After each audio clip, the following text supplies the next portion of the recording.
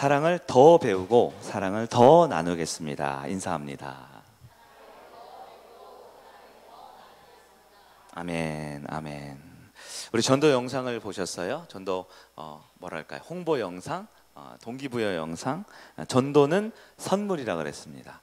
사랑하는 사람에게 줄 수 있는 최고의 선물이 복음 전도입니다. 오늘은 첫 번째로 이제 태신자를 아마 작정하게 되실 텐데요. 오늘은 목장별로 목장 예배 드리실 때 한 사람당 1명에서 2명씩 모두가 다 동일하게 태신자를 작정해 주시기 바랍니다. 안 될 것 같아요. 어려울 것 같아요. 할 수도 있지만 이번 한 주 또 기도하고 준비하셨기 때문에 빠짐없이 1명당 1명씩 혹은 2명씩을 1차로 작정을 해주시고요.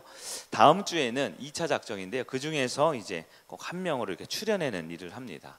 그것을 위해서 여러분 오늘 작정한다고 해서 다음 주에 왜 전도 안 했어 이렇게 책임을 묻지 않으니까요. 기도하는 마음으로 1명에서 2명을 모두 다 작정해 주시고 오늘 예배 끝나고는 우리 목자님들은 그 내용을 우리 함께 목자방에 공유해 주시기를 바랍니다. 오늘은 복음전도 진실한 공동체의 사명, 진실한 공동체의 사명이라는 제목으로 하나님의 말씀을 살펴보도록 하겠습니다. 작은 연못에 연꽃이 이렇게 하나 있습니다. 그리고 거기에 개구리가 5마리가 올라가 있어요. 친구 개구리 5마리가 있습니다. 그런데 그 중에 4마리가 나는 시원한 물속에 뛰어내려야지 라고 생각을 했대요. 4마리가 물속에 뛰어내릴 생각을 했습니다. 마음 먹었어요. 자, 그럼 연꽃 위에 남은 개구리는 몇 마리일까요? 몇 마리일까요? 한 마리요? 네, 연꽃 위에 남은 개구리는 5마리였습니다. 5마리. 왜 그럴까요? 네, 마음 먹은 것과 행동하는 것은 다르기 때문입니다. 네, 마음 먹었다고 다 행동하면 세상은 정말 좋아질 거예요. 교회는 정말 행복한 곳이고 정말 사랑이 넘치는 곳이 될 것입니다. 하지만 정말 많은 사람들이 그렇지 라고 생각하고 마음 먹지만 행동으로 옮기지 않는 경우가 너무너무 많습니다. 심리학적으로 의도성 체감의 법칙이라는 게 있대요. 저도 자세히는 모르는데요. 책을 좀 공부해 보니까 의도성 체감의 법칙, 이게 뭐냐면 지금 해야 할 일을 뒤로 미루면 안 할 가능성이 기하급수적으로 늘어난대요. 지금 해야 할 일은 언제 해야 돼요? 지금 해야 되는데 지금 해야 할 일을 조금 있다 하지 뭐, 내일 하지 뭐, 다음 주에 하지 뭐, 그러면 끝끝내 안 할 가능성이 시간과 비례해서 점점 커진다라는 것입니다. 하지만 우리가 마음먹은 대로 결단에 옮기면 변화가 시작됩니다. 교회에 오는 분들, 우리가 친구를 초청하거나 가족을 초청했을 때 실제로 오는 경우가 있죠. 가끔 누가 제일 많이 놀란다고요? 초청한 사람이 놀라는 경우가 있어요. 너 진짜 왔어? 너 올 줄 몰랐는데? 네, 많은 분들이 초청을 하지 않습니다. 네, 전도를 하지 않아요. 안 될 거라는 이유만 자꾸 늘어낼 뿐 실제로는 초청을 하지 않습니다. 여러분 저를 쳐다보십시오. 네, 저랑 같이 거의 6년 넘게 말씀 들었는데 한 명도 초청 안 한 분들도 있죠. 네, 전도했는데 실패하고 기도했는데 넘어지고 회심을 작정했지만 끝내 가족이 되지 못하는 경우 말고요, 한 명도 초청하지 않은 분들도 있죠. 왜 그럴까요? 오늘 그 문제가 우리에게 중요한 주제예요. 마음을 안 먹은 게 아니라 마음 먹었지만 뛰어내리질 않는 거죠. 한 발짝. 네. 오늘 해야 할 일이 있습니다. 지금 해야 할 일이 무엇입니까? 오늘은 태신자를 작정하는 겁니다. 태신자를 회심시키고 태신자를 막 성령 충만하게 하고 우리 새 가족을 갑자기 집사님, 장로님처럼 훌륭한 성도로 만드는 것 아닙니다. 네, 오늘은 기도하려고 작정하는 것입니다. 한 분도 빠짐없이 오늘 해야 할 일을 할 수 있는 여러분 되길 바랍니다. 세상은 재미와 의미를 찾는 사람들로 가득합니다. 재미와 의미. 전 이것을 2가지 아름다움이라고 표현하는데요. 아름다움은 2가지가 있어요. 하나는 재미가 있고 하나는 의미가 있습니다. 재미가 뭡니까? 재미. 사람들이 재미를 추구해요. 뭘 추구할까요? 대부분 사람들이 공감할 만한 재미있는 것은 맛있는 음식을 먹는 겁니다. 맛있는 음식은 다 좋아하죠. 그래서 작년인가요? 재작년 우리 대한민국 인터넷 검색 1위가 뭐였다고요? 맛집이었대. 맛집. 어디 가면 무조건 맛집이라고 검색을 하게 되는 게 매일매일 우리가 하는 건 아닙니까? 음식을 맛있는 걸 먹거나 아니면 좋은데 여행을 가거나 혹은 취미 생활을 하거나. 우리 젊은이들이 요즘 많으니까요. 형제들 자매들 뭘 좋아합니까? 게임을 좋아하거나 쇼핑을 좋아하거나 이런 걸 좋아하죠. 이런 것들이 다 재미와 연결되어 있는 거예요. 여러분은 어떠세요? 재미있고 싶으신가요, 여러분도? 네. 사람들은 다 재미를 원합니다. 그런데요, 오늘날 이 현대 사회에 더 재밌고 더 즐겁고 더 많이 웃고 더 나에게 행복감을 주기 위해서는 무엇이 필요하냐? 대부분 사람 생각에 돈이 필요하다라고 생각한대요. 그래서 이 재미를 원하는 것, 재미있고 싶은 것은 인간의 마음속에 있는 가장 중요한 본성인데요, 이 재미를 위해서 뭐가 필요하다고요? 돈이 필요하니까요, 돈이 그렇게 쉽게 우상이 되는 거예요. 그리고 우리 금요일날 말씀드렸죠? 이 재물이라는 것은 우상임에도 불구하고 내가 우상인 줄 모르게 만드는, 눈멀게 만드는 것이 바로 돈의 우상이지요. 이 돈이라는 게요, 더 많이 가지면 가질수록 내가 더 안전하고 편안하고 즐겁고 괜찮아질 거야 라는 생각을 갖게 만드는 거예요. 지금보다 없으면 없을수록 더 불안하고 더 재미없고 더 피곤할 거야 라고 생각하게 된다는 거예요. 그래서 이 돈 자체가 나중에는 탐심으로 내 마음에 만들어낸 신이 됩니다. 돈이 아니라 돈에 대한 탐욕과 탐심이 우상에 빠지는 것이지요. 사실 재미라는 것은 아주 중요하고 인간에게 유익한 것인데요, 이 재미를 위해 현대인들이 가장 큰 실수와 오해하는 것은 바로 재미를 위해선 돈이 필요하다라고 생각한다는 거예요. 두 번째, 사람들은 뭘 찾는다고 그랬어요? 재미와 의미입니다. 의미가 뭡니까? 의미. 네. 요즘엔 사람들이 의미를 생각하지 않는 것 같기도 해요. 의미라는 건 내가 하는 일에 어떤 의미와 어떤 보람이 있는 것, 그것으로 인해서 내가 뭔가 단지 기계적, 형식적으로 그 일을 해내는 것이 아니라 그것이 나에게 정말 중요한 가치가 되어 있는 것, 그것이 의미라는 것이죠. 그러니까 여러분, 일을 할 때도 의미가 있는 것이 중요하죠. 열심히 일을 합니다. 왜요? 뭔가 의미 있고 보람 있고 가치가 있기 때문에 그렇습니다. 근데 요즘에는요, 사람들이 일을 하는 이유, 열심히 일을 하는 이유, 그 의미를 발견하기 위해서 노동과 의미를 해결하기 위해서 내가 뭔가 열심히 해야 되는데 이것이 또 좀 바뀌어 버렸어요. 요즘에는 노동하는 이유가 무엇입니까? 또 돈을 위해서예요. 돈을 벌기 위해서 일을 하죠. 물론 노동을 하면, 일을 하면 수입이 생깁니다. 돈이 생기죠. 그것으로 인해서 우린 더 재미와 의미를 추구하며 살아가게 되죠. 그러나 어느 순간부터 노동의 의미가 아니라 노동의 목적이 그냥 돈이 되어버렸어요. 돈을 더 많이 벌고 더 많은 수입을 얻기 위해서 일을 하는 것이죠. 그러다 보면 점점 노동의 가치와 의미가 사라져 버립니다. 그래서 오늘날에는 재미를 위해서, 의미를 위해서 살아간다고 하지만 결국은 이 돈이라는 눈앞에 보이는 신 때문에 우리 인생이 굉장히 무너져 버려요. 한 5년 전 가장 많이 우리 젊은 사람들에게 많이 했던 얘기가 뭐냐면 워라벨이라는 표현을 많이 썼어요. 워라벨 들어보셨어요? 워크와 라이프의 밸런스를 맞춘다, 이런 거죠. 그러니까 일하고 저녁 이후에 내 삶을 위해 이걸 균형을 맞추게 살겠다라고 했어요. 근데 안 된대요. 네. 일을 하는 것은 왜요? 라이프를 위해서 하는데요, 이 라이프를 하려면 좋은 저녁이 있는 삶 살기 위해서는 이 돈이 필요하거든요. 왜요? 좀 더 재미있고 좀 더 의미가 있고 싶어지니까요. 그러다 보니까 또다시 이 돈을 벌기 위해 일을 하게 되고요, 그 돈을 쓰기 위해서 시간을 보내고요, 또다시 돈이 필요하니까 일을 하고요. 돈을 중심으로 의미와 재미가 다 섞여버린 채 워크 앤 라이프 밸런스가 이루어지지 않게 됐대요. 심지어 돈 때문에 그 소중한 가족도, 내 신앙도 다 두 번째로 밀려버려요. 그러나 여러분, 재미와 의미라는 것은요, 원래 하나님이 우리에게 주신 것입니다. 우리는 재미를 추구하도록 지음받았고요, 의미를 갖도록 지음을 받았습니다. 우리가 원래의 재미와 원래의 의미를 회복하는 인간다운 삶을 제대로 살려면 반드시 하나님 안에서 원래 의미를 찾을 수 있어야 돼요. 여러분, 기독교가 의미가 없습니까? 네. 의미를 발견하지 못하고 교회를 다니는 사람이 세상에서 가장 불쌍한 사람들입니다.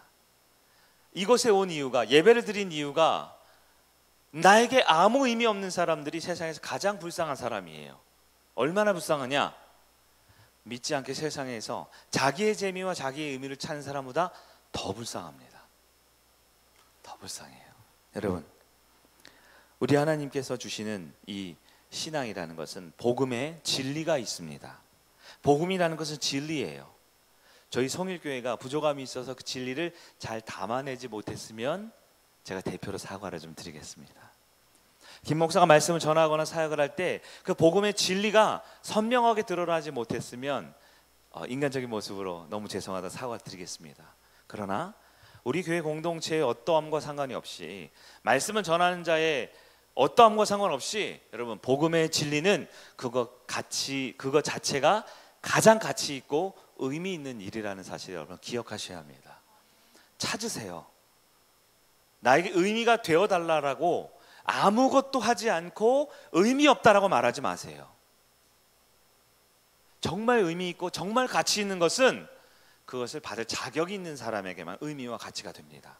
여러분, 기독교의 진리를 함부로 여기지 마세요.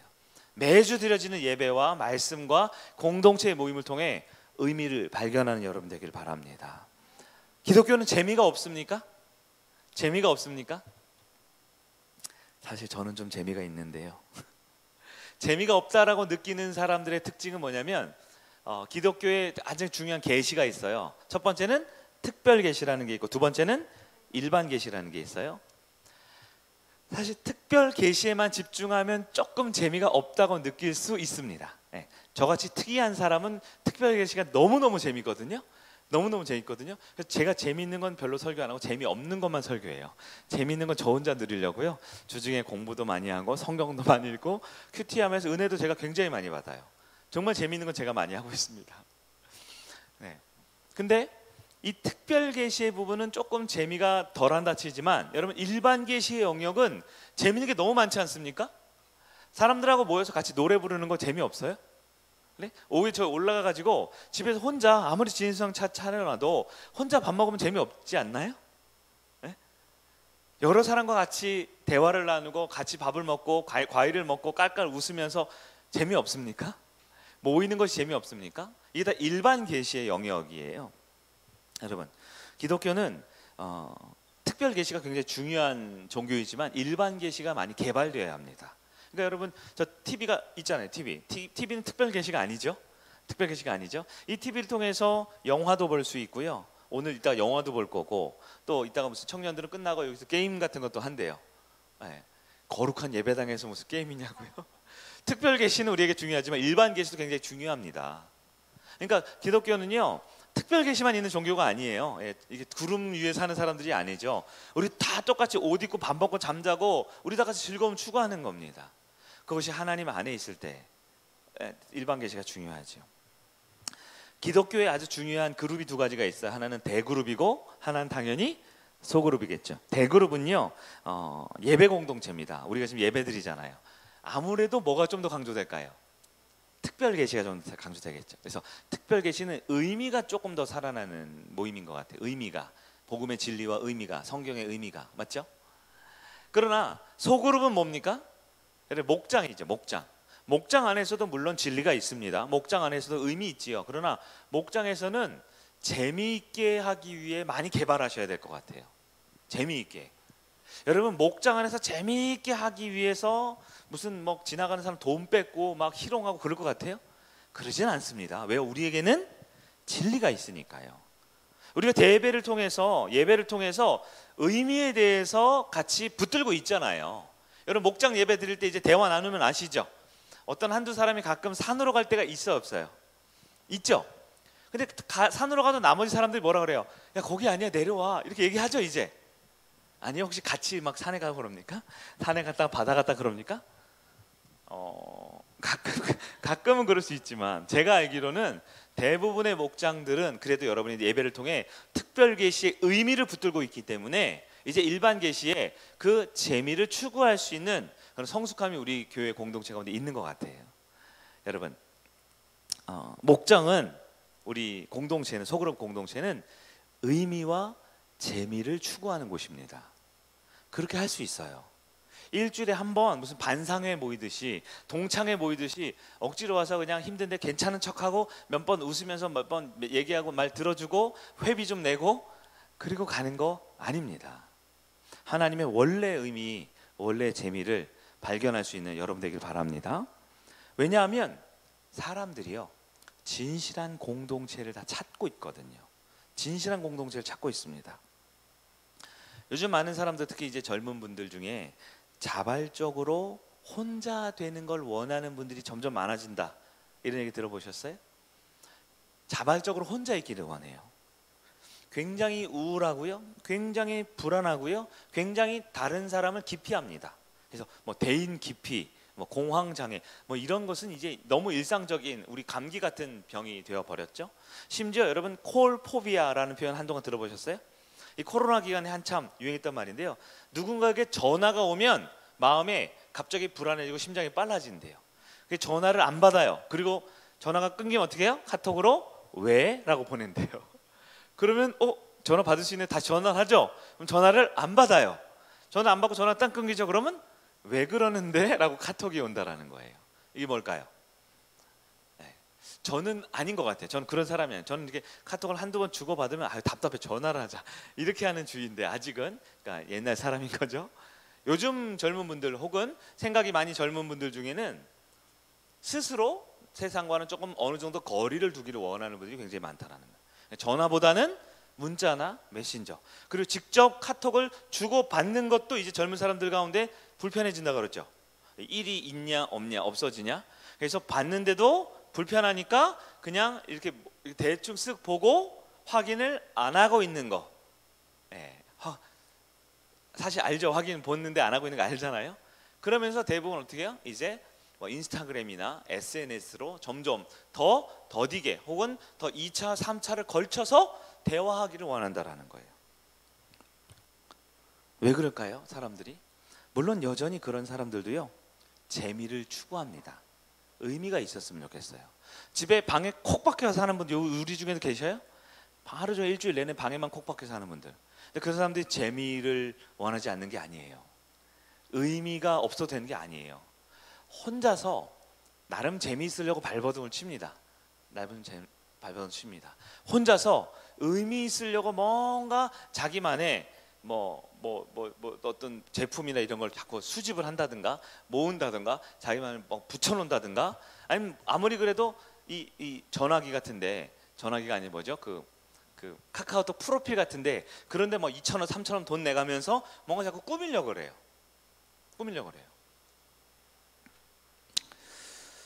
혼자 살지만, 혼자 있기를 원하지만 어떻게 보면 지독하게 외로워하는 것 같아요. 지독하게 외로워하는 것 같아요. 누군가를 간절히 원하는 것 같아요. 금요 예배를 마치고 여러분들은 이제 집에 가면 좀 늦지만 저는 집이 좀 비교적 가까워요. 그래서 한 2분이면 집에 가는데요. 가면 이제 옷을 갈아입고 저는 이제 다음날 말씀을 준비하고 있는데요. 저희 집에 있는 아이들이 일주일에 딱 한 번 TV 볼 수 있는 시간이 바로 그때예요. 예배가 끝나고 이제 좀 쉬는 시간, 다음날 학교를 안 가니까요. 그래서 제가 이렇게 보면 아이들이 재밌게 보는 프로그램 중에 하나가 금요일 밤에 나오는 거, MBC에서 나오는 거 뭔지 아세요? 나 혼자 산다라는 프로그램이 있더라고요. 제가 보니까 그게 꽤 오래된 것 같아요. 뭐 5년, 10년 가까이 된 것 같아요. 근데 나 혼자 산다 보면 그게 어떤 컨셉이에요? 혼자 사는 사람들의 이야기입니다. TV에 혼자 사는 사람이 어떤 곰 한 마리 갖다 놓고 그 곰과 대화하고 혼자 밥 해 먹고 여행 다니고 이런 얘기예요. 그러니까 혼자 괜찮아, 나는 혼자 잘 살 수 있어, 나 혼자도 할 수 있어 라는 걸 보여주면서 지독하게도 그 사람들은 모여서 그걸 얘기합니다. 모여서 얘기해요. 모여서. 그렇지 않아요? 거기 있는 사람 조그만 스튜디오에 뭐 비싼 것도 아니에요. 조그만 우리 저기 소그룹실보다 더 후진 것 같은 방에 그 몸값 몇 엄청 비싼 사람들이 모여서요, 의자 갖다 놓고 따다닥 모여서 깔깔깔깔대고 무슨 뭐 이상한 거 하나 먹으면 너는 그거 먹냐 뭐 깔깔깔깔대고 그렇게 좋아하고 웃어요. 제가 언젠가 한번 봤는데요. 이게 한 2, 3년 전이에요. 거기 나와 있는 사람들이 끝나고 집에 가는데 회식을 했대요. 회식. 근데 한 명이 뭐 일이 있어서 먼저 갔는데 그 다음 주에 나와서 그거 가지고 엄청 서운해 하더라고요. 모순이 어마어마한 역설이 거기 있었습니다. 나 혼자 산다며요. 나 혼자 사는 게 그렇게 좋다며요. 그러는 사람들은 나 혼자 살기를 원하지만 그러는 마음속에 간절히 공동체를 원하는 거예요. 네, 공동체를 원하는 거예요. 근데 왜 사람들은 혼자 살까요? 왜 혼자 있을까요? 공동체가 깨어졌기 때문에 그렇죠. 이 세상에는 공동체가 깨어졌기 때문에 그래요. 여러분, 누군가가 원하는 것이 있고요, 그에게 필요한 것이 있습니다. 여러분 설교 드렸죠? 원하는 것이 있어요. 필요한 것이 있어요. 네. 영어로 하면 원하는 것은, 제가 영어가 짧지만 want, 네? 원한다 할 수 있을까요? 필요하다 뭐예요? need 이렇게 할 수 있을까요? 원하는 것과 필요한 것. 여러분, 원하는 것이 있고 필요한 것이 있어요. 일반적으로는 어떤 게 좀 더 나에게 이렇게 강하게 열망이 생깁니까? 원하는 것이죠. 그러나 원하는 것과 그 사람이 정말 필요한 것이 항상 같지만은 않습니다. 대표적인 예가 알코올 중독자나 마약 중독자 같은 사람들 있죠. 알코올 중독자, 마약 중독자, 원하는 게 뭐예요? 늘 술을 원하고 늘 마약을 원하겠죠. 그러나 그에게 진짜 필요한 게 뭡니까? 치료가 필요하죠. 치료가. 오히려 그가 원했던 것은 그에게 독이 됩니다. 독이 됩니다. 많은 사람들이 이 세상에 중독이 돼 있어요. 중독이 돼. 대표적인 게 저는 지금 없는데 휴대폰이죠. 휴대폰. 여러분, 휴대폰에 중독된 사람들 보셨어요? 네, 얼마 전에 제가 이번에도 신방을 갔다 왔는데 어떤 성도님 얘기를 했는데, 전철에서 뭐 휴대폰 보는 얘기를 했는데요, 모든 사람들이 다 휴대폰을 보고 있어요. 근데요, 제가 보기엔 휴대폰에 중독된 상태를 넘어서 이제는 휴대폰에 노예가 된 것 같아요. 휴대폰 그 안에 있는 정보에게 끌려다닙니다. 휴대폰 그 안에 있는 누군가에게 끌려다닙니다. 그렇게 개인적인 만남과 사람들은 거리를 두고 불편해하고, 전화는 잘 안 받고, 카톡이나 보내고, 카톡도 기분 나쁠 때는 대충 보면서 안 본 척하고 할 정도로 다른 사람과 연결이 멀어지길 원하지만, 끊임없이 그 작은 기계 속 안에 있는 무언가가 우상으로 만들어 보여요. 그 안에는 정보를 탐하듯, 그 안에는 관계를 탐하듯, 그 안에는 무언가를 끊임없이 알고 싶어하고 연결되기를 원하는 거죠. 연결되기를 원하는 거죠. 애정결핍 있는 사람들 있죠. 애정결핍 있는 사람은 무엇을 원합니까? 옆에 남자가 있기를 원해요. 여자가 있기를 원해요. 친구가 있기를 원해요. 누군가가 있기를 원해요. 그럼 그게 정말 필요한 게 뭡니까? 정말 필요한 것은 진정 그를 사랑해주고 그를 수용해주는 진실한 관계가 필요한 것입니다. 하나님께 지음받은 모든 피조물은 다 재미와 의미를 추구하게 되어 있습니다. 그렇기 때문에 그에게는 진짜 공동체가 필요한 것입니다. 그런데 공동체를 사람들이 두려워합니다. 왜요? 공동체 가니까요, 즉 말이 공동체지 모여있는 사람들은요, 마치 깡패, 건달 집단처럼 어떤 모임이든 회사이든 학교이든 심지어 가족 안에서도 공동체 이름으로 나를 착취합니다. 내 감정을 착취해요. 나의 어떤 노력과 열심을 착취합니다. 그것에 가니까요, 정말 사람들이 사이에서 난 수용받고 싶고 공동체가 필요한데, 의미가 있고 싶고 재미가 있고 싶은데요, 그 공동체인 사람은 나를 판단합니다. 나를 정죄합니다. 심지어 내 안에 있는 어떤 연약함으로 인해 난 늘 두려울 수밖에 없어요. 그러니까 사람 만나는 게 두려워요. 판단당하기 싫고, 정죄받기 싫고, 착취당하기 싫고, 그 사람이 두렵기 싫거든요. 안타깝게도 하나님이 직접 만든 두 가지 공동체가 있어요. 첫째는 가정이고 두 번째는 교회입니다. 거의 대부분의 가정이, 죄송합니다, 거의 대부분의 가정이 온전한 공동체의 모습을 상실했어요. 가정 안에서 가장 큰 착취가 일어납니다. 가정 안에서 가장 감정 노동이 일어납니다. 가정 안에서 사랑하는 부모, 형제, 자매 사이에 가장 많이 부담을 주고 가장 많이 벽이 쌓여져 있는 거예요. 왜 그래요? 나 한 사람의 잘못이 아닙니다. 세상이 깨어져 있기 때문에 그렇습니다. 하나님이 만든 공동체가 깨어져 있기 때문에 그렇습니다. 여러분, 아닌 척하지 마세요. 괜찮은 척하지 마세요. 우리 집은, 나는 아닌 척하지 마세요. 우리 모두는 진실한 공동체에서 점점 멀어지고 있습니다. 젊은 사람들 보면 회사에서 요즘에는 90년대생이 온다 이런 책 보면요, 제가 열심히 노력하고 있거든요. 저녁에 불필요한 회식 같은 걸 싫어한대요. 불필요한 회식 같은 걸 요즘에 안 해도 된다며요. 회식하자 그래도 안 해도 된다며요. 왜일까요? 그걸 불필요하다고 느끼거든요. 그런 사람들일수록 진실한 공동체를 원해요. 교회 안에도 그런 것 같아요. 제가 주일 저녁에 밥 먹으러 가자 그러면 싫어하는 사람들이 있어요. 밥 먹으러 안 가요. 그래놓고 자기들끼리 왜 안 모이냐고 또 그래요. 모이자 그래요. 네, 저는 불필요한 존재, 자기들끼리는 필요한 존재. 네, 사람들은 그렇습니다. 네, 나에게 의미가 없고 나에게 재미가 없다고 생각하고 나를 판단하거나 정죄하거나 나에게 두려움이나 무언가를 불편하게 하는 곳은 점점 멀리하고 싶은 거예요. 그리고 이 부정적인 경험은 습관이 되고 이 습관은 나의 자아가 됐어요. 제가 풍삼초 때 알려드렸죠. 나라는 사람은 지난 몇 년간의 습관의 총합이에요. 여러 습관들이 모여서 나라는 사람이 이루어지거든요. 근데 그 중에 공동체를 멀리하고 사람들을 피하고 자꾸 거부하는 것이 쌓이고 쌓이는 것이죠. 여러분, 사람들은 종교적이고 형식적인 기독교를 이제 싫어합니다. 교회에 오면 종교적이야, 형식적이야 싫어합니다. 그러나 안타깝게도 그들은 진짜 공동체를 갈구하고 있어요. 나를 알아주고 나를 받아주는 것을 필요로 합니다. 여러분은 과연 어떤 사람들입니까? 요즘에 책을 보면 피터 홀린스라는 작가가 쓴 혼자 있고 싶은데 외로운 건 싫어, 이런 책이 있다 그러더라고요. 여러분 보셨어요? 혼자 있고 싶은데 외로운 건 싫어. 이거 자체가 모순이지요. 그러나 꼭 우리의 마음 아닙니까? 다른 사람에게 불편한 감정 갖고 관계 맺기는 싫지만 또 혼자 있으라고 하면 끊임없이 뭘부터 들어봐요? 휴대폰을 들여다보고 인터넷을 들여다보고 다른 사람과 나 친하고 아까운 사람들과 어떻게든 연결됐으면 좋겠다라는 것이 있는 것이죠. 혼자 있고 싶은 이유가 뭘까요? 사람을 못 믿어서 그렇습니다. 상처받고 준 것이 너무 많아서 그래요. 아픔 당한 게 많아서 그래요.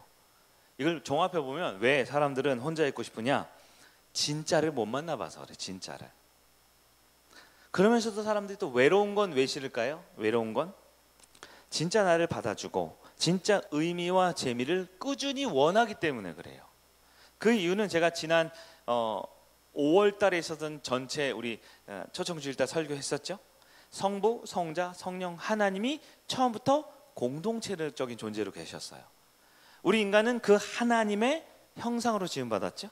인간의 원래 본성 DNA, 아주 깊은 가장 근원에 있는 DNA 속에 공동체에 대한 열망이 우리 가운데 있는 거예요. 이건 원하고 필요한 것을 넘어서 열망하게 되어 있습니다. 그래서 우리는 공동체를 원합니다. 그러면 우리가 이제 해야 할 일이 무엇입니까? 우리 성일교회가 해야 할 일이 무엇입니까? 이미 만들어진 우리 공동체가 있지요. 우리 10개 목장이 있습니다. 좋은 것 같아요? 너무 좋은 것 같아요. 확실해요. 왜냐하면 제가 그렇게 자유롭게 좀 밥 좀 먹어보라고 했는데 끝까지 이렇게 해쳐가지고 목장끼리 밥을 먹더라고요. 테이블을 이렇게도 바꿔놔보고 지난주엔 이렇게도 바꿔놔보고 오늘은 또 바꿔놨어요. 이렇게까지 얘기했는데 이따 한번 보겠습니다. 그래도 어떻게 그렇게 또 이렇게 딱 해쳐 모여 하면 또 목장끼리 모여가지고 이렇게 드시는지요? 여러분, 목장끼리 밥 먹는 게 절대 나쁜 게 아닙니다. 맞죠? 예. 그런데 목장이 아닌 사람과 밥 먹을 줄도 알아야 돼요. 그래야 새로운 사람들이 올 때 같이 밥 먹어주죠. 누가 먹어줘요? 네? 목장끼리 밥 먹는 게 틀려서 그런 게 아니에요. 여러분, 사랑하는 부모님과 형제와 자매들과 가족 회식하는 거, 가족에서 집안끼리 밥 먹는 거 너무 중요하고 당연한 일이지요. 그러나 어때요? 회사를 가면요, 전도를 하려면요, 동창회를 가면요, 조금 어색하고 마음에 안 드는 사람과도 밥을 먹을 줄 알아야 어른 아닙니까? 교회 안에서도 마찬가지죠. 여전히 영적 어린아이들 그냥 자기 밥, 자기 편한 사람, 자기한테 물 떠다 주는 사람, 나보고 밥 잘 먹는다고 칭찬해 주는 사람은 좋아하죠. 그러나 공동체가 정말 살아있으려면요, 그렇지 못한 사람들과 새로운 사람들과도 교제할 수 있어야 돼요. 오늘 제가 미션을 드렸죠, 목자님들. 그것 때문에 지난주 한 주 오후에 모였잖아요. 목자님들은 하여튼 목원이 아닌 분들하고만 밥을 드셔보셔야 돼요. 이것도 연습이에요. 전도의 연습. 목자님들은 우리 목원이 아닌 사람과 한번 밥을 드셔보시기 바랍니다. 또 오늘 밥 안 먹고 가는 분들이 많을까 염려되네. 우리가 해야 될 일이 뭡니까? 교회에서. 교회가 해야 될 일이 뭐예요? 교회는 진짜 공동체를 준비하는 것을 해야 됩니다. 진짜 공동체가 되는 일이어야 됩니다. 우리가 지금 성일 교회죠. 교회가 뭐라 그랬어요? 교회는 건물이 아니죠. 건물은 이 땅이 아니죠. 건물은 어떤 조직이나 시스템이 아니죠. 교회는 뭐예요? 사람인데 더 정확하게 말하면 교회는 뭐예요? 내가 교회잖아요. 어디 갔어? 그동안 배운 거 다. 내가 교회잖아요. 교회는 다니는 데예요? 교회는 되는 데예요? 내가 교회인데 내가 어딜 다녀요? 예? 여러분 심심하면 여러분 아파트 들어다가 저 옆동으로 가고 뭐 부산으로 집 아파트 들고 가셔요? 아니지요. 네. 교회는 다니는 곳이 아닙니다. 우리 중에도 그런 분들 있죠? 이 교회 다녔다, 저 교회 다녔다, 다니는 분들. 제 마음에는 여기가 제일 좋아요. 여기를 여러분의 교회가 됐으면 좋겠어요. 이제 교회를 다니지 마시고 교회가 되세요. 여러분이 교회가 될 때 진실한 공동체의 사람들을 초청해서 그들을 품어줄 수 있습니다. 제가 보기에 성경적 전도 방법은 세 가지입니다. 오늘 이 말씀을 드리고 정리를 할게요. 세 가지입니다. 여러분 꼭 기억하셨으면 좋겠어요. 성경적 전도 방법은 인격적, 과정적, 공동체적입니다. 이거는 외워볼까요? 첫 번째는 인격적, 두 번째는 과정적, 세 번째는 공동체적. 한번 따라해보세요. 인격적, 과정적, 공동체적. 요거를 꼭 기억하시면 오늘 설교에 성공한 거예요. 인격적이라는 게 뭘까요? 전도할 때. 반대를 이해해보세요. 반대. 인격적의 반대가 뭐냐면 비인격적이라는 거예요. 이것은 기계적이고 형식적이고 종교적인 겁니다. 이게 뭐냐면 이런 거죠. 길거리에 서서 전도할 때 예수 천당 불신지요 이렇게 외치면 뭐라 그래요? 사람들이 뭐라 그래요? 아무 대꾸를 안 하죠. 예수 천당 불신지옥이 맞아요? 안 맞아요? 그 말씀의 내용은 맞지만 그 사람은 그것을 어떻게 써요? 복음이라는 가장 인격적인 내용을 비인격적으로 전하고 있는 거예요. 예수 천당 불신지옥 하면 저도 목사님 저도 이렇게 저 사람 이상한 거 피하게 돼요. 왜요? 거긴 인격적인 그게 없거든요. 그럼 인격적인 건 뭐예요? 인격적이라는 건 연결됐다라는 거라고 그랬죠. 연결됐다. 영어로는 뭐예요? 영어로 connected. 이 연결됐어요. 선이 코드에 딱 꽂은 거예요. 요즘은 무슨 와이파이로 합니까? 그럼 linked 된 거예요. linked. 연결된 겁니다. 하나님은 인격적인 분이십니다. 그리고 우리 그리스도인이 가장 필요한 게 뭐냐면 지금 예배드리면 하나님과 인격적으로 영이 연결돼야 돼요. 말씀이 내 말씀으로 받아들여야 돼요. 그리고 그리스도인도 인격적인 만남을 갖습니다. 여러분 그럼 비인격적인 전도에 대한 예가 있을까요? 오늘 오전에도 우리 안내팀장님이 얘기했는데 비인격적인 전도의 대표적인 게 바로 전도지, 물티슈, 마스크에 교회 이름 붙여서 나눠주기 이런 겁니다. 길거리에 서서 노방전도 하는 거 있죠. 왜냐하면 이것 자체가 나쁜 전도가 틀렸다라는 게 아니지만 이러한 물티슈를 나눠주고 전도지를 나눠주고 예수 믿으세요 이렇게 한마디 하지만 그 사람들은 나를 어떻게 여겨요? 그냥 세상 말로 찌라시 나눠주는 사람을 여기죠. 그 안에 담겨진 내용은 복음이겠지만 내 마음엔 예수 사랑하는 마음으로 전도를 했겠지만 인격적이지 않은 방법이기 때문에 인간적인 만남이 이루어지지 않아요. 그럼 반대로 복음이 가장 확실히 일어나는 곳이 어디입니까? 우리 교회 현실적으로 지난 6년 동안 1년에 2차례 3차례 초청주일 했지만 오시거든요. 단 한 명도 남은 사람이 없어요. 등록한 사람이 없어요. 심지어 그 다음 주에 온 사람도 아주 드뭅니다. 대부분의 여기 계신 분들은 지금 한 5년 안에 대부분 제가 보기엔 한 60%에서 70%는 새로 오신 분들이에요. 이 자리에. 대부분 어떻게 오셨어요? 연결돼서 오신 거예요. 한 사람이 전도를 하고 그 사람이 누군가를 또 데려오고 연결하고 연결해서 오게 되는 겁니다. 인간 대 인간이 만나야 돼요. 그냥 하면 안 되고요. 갑자기 하면 안 돼요. 오히려 해야 될 것들도 중요하지만 하지 말아야 될 게 너무 중요한데 바로 비인격적 관계를 여러분 하지 마셔야 됩니다. 내 삶이 오픈하고 눈물과 웃음이 있어야 합니다. 사복음서에 예수님께서 어떻게 하셨어요? 사복음서의 내용이 그거예요. 예수님이 인격적으로 접근하신 거예요. 이 땅에 오신 게 인격적인 모습이고요. 성육신 제자들을 찾아다가 3년 동안 동락하신 것이 인격적 만남입니다. 우리 금요일날 삭개오 설교 들으셨나요? 예수님이 하신 게 뭐예요? 가서 아무도 말 안 걸어주는 사람한테 삭개오야 내려오너라 대화를 시도합니다. 아무도 밥 안 먹어주는 그 사람에게 오늘 내가 너랑 저녁밥 먹어도 되겠니? 라고 말을 걸어주신 거예요. 여러분, 영혼은 인격적 만남이 이루어져야 살릴 수 있습니다. 제가 제일 중요하게 생각하는 게 성도들과 눈이 마주치는 거예요. 설교 중에 제 눈을 안 보는 사람은 제가 은혜를 끼치기가 어려워요. 눈을 보셔야 돼요. 눈을. 저는 눈이 마주치셔야 합니다.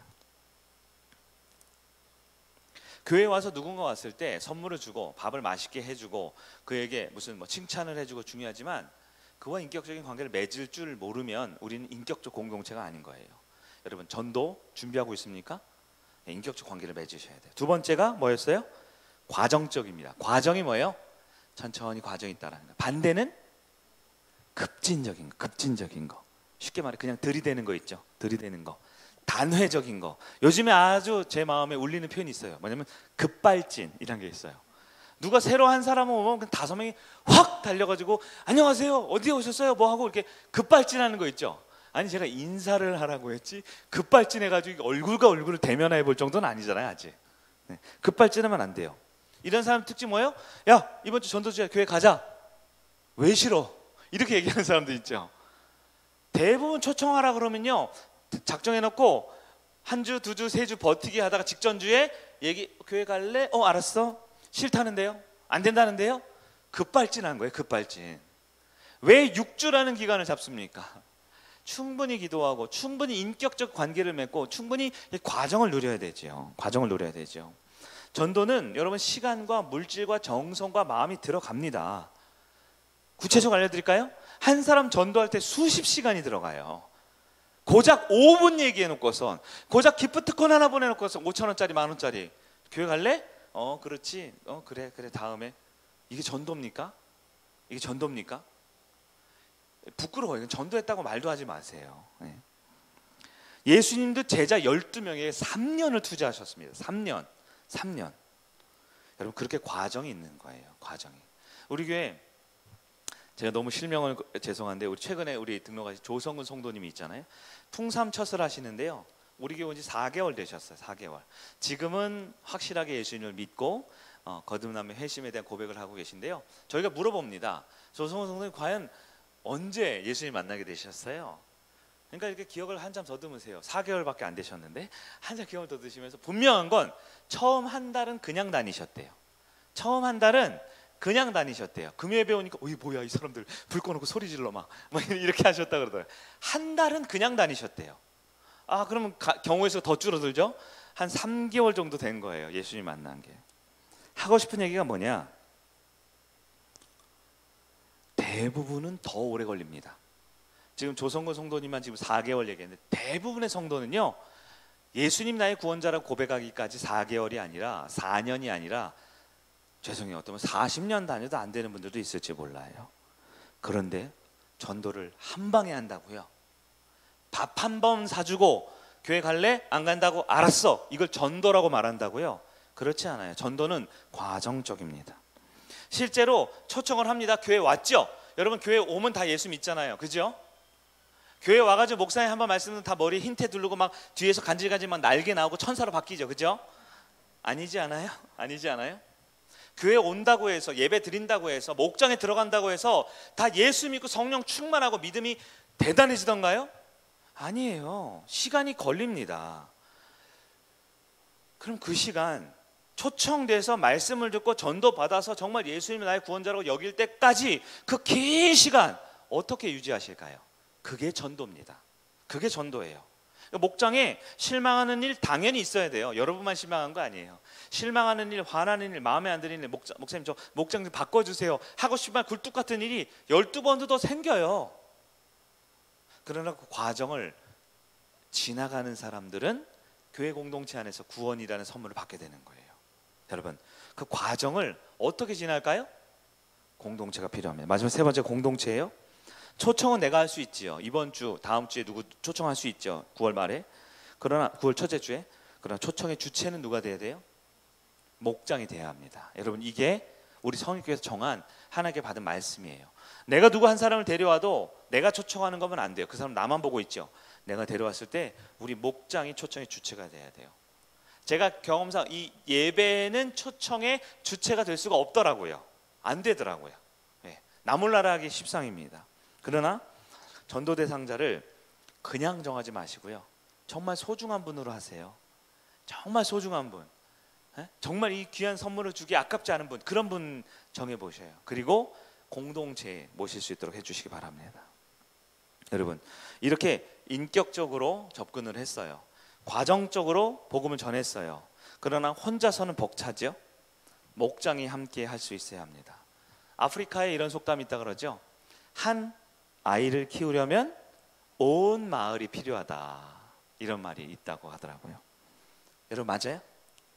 맞는 것 같아요? 교회 안에 한 영혼이 회심하려면 온 교회가 필요합니다. 그런 것 같아요? 그런 것 같아요. 예를 들어야겠네요. 우리 이성은 집사님 계시죠? 우리 이성은 집사님이 오늘 부부 특집으로 설교해서 죄송하네요. 우리 교회 오셨어요. 2018년도에 오셨어요. 김홍수 권사님이 전도하신 것 같아요. 전도하셨어요. 한 1년 정도 다니셨어요. 근데 그러다가도 주일날 안 나올 때도 있었어요. 뭐 양평에 갈 때도 있고요, 엄마 집에 갈 때도 있고요, 김장당으로 갈 때도 있고요. 다 같은 데고 가긴 한데 하여튼 어디 자꾸 가는데요. 양평에 자꾸 가요. 양평이 중요하대요. 그래서 양평에 가는데, 그래서 도대체 양평에 뭐가 있냐 우리 그랬거든요. 김홍수 권사님 한 분이 전도를 했지만 김홍수 권사님 혼자서 한 사람을 회심시키고 변화시킬 수는 없어요.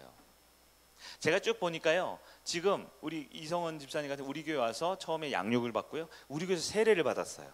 세례를 받고 우리 교회에서 집사님 직분을 받았고요, 지금은 이제 안내팀에 없어서는 안 될 분이 됐죠. 사역자가 됐습니다. 이 과정에 누가 관여했을까요?